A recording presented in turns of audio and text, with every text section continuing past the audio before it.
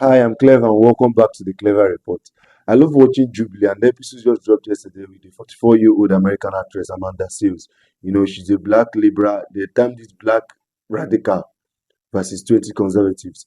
I watched the whole 1 hour of the same talking point of, playing victim and every other thing, saying that systemic racism is in America, even America that went to war against slavery.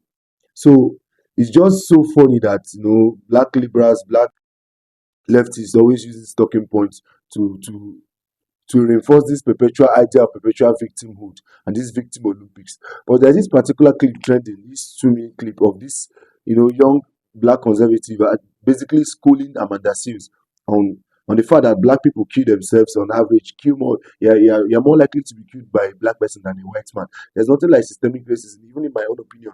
Especially in America now, I'll argue that black people are actually racist against white people now because there's nothing like reverse racism. Racism is racism.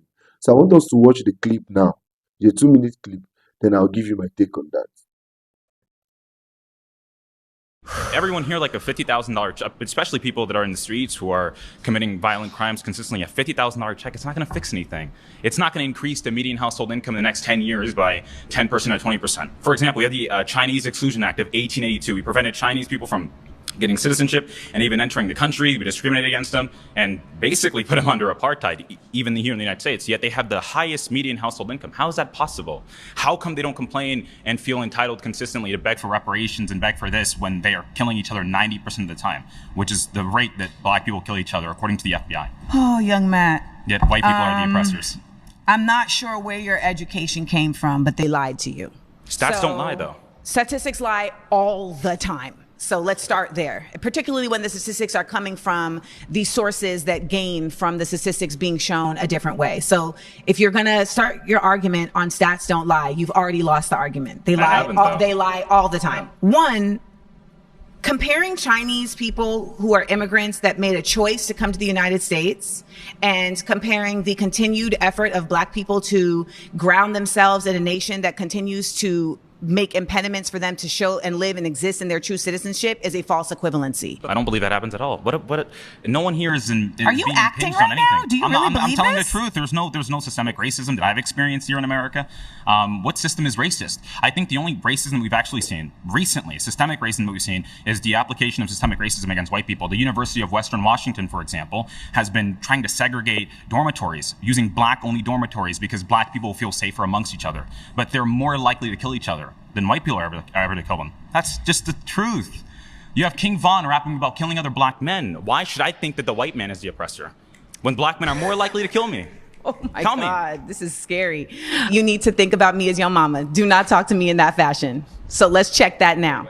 Okay. So on a basic level, we have to understand that systemic racism is grounded in the realities that black people have not been considered an equal human being in this country since its onset. So there's simply no way to make the argument that there isn't systemic racism when we have seen in very clear ways the system operate in an organically racist way. Do not cut me. Now, the problem is that, you see, the guy was, tactfully tearing apart her argument. All she had was emotions. And, this condescending, stereotypes exist because of repetitions and patterns. This was the stereotype of the average angry black woman in America. They always, rage beat and everything. See how she was saying, don't talk to me, I'm your mama. Like, we brought fast to the argument. The young man is talking about logic and everything. You're coming to an emotional argument saying that you're his mother in such condescending way. And there are other clips of other people that are engaged in that debate, that Jubilee debate, that were saying that she was just being a diva, she was just being insufferable to talk to. So it's just annoying. When this is the representation of the average black woman in America. Are all most black women like this? No. But see how she was just, playing, being an elitist. And the guy was just saying everything factually.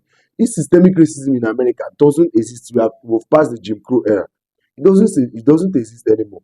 So I don't like people that are in the best country in the world always bitch and mourn about how the white man is oppressing them, but they exude people like King Von. This guy is literally a murderer, serial killer. They hold him in high esteem in the black community. And this is dysfunction in the black community.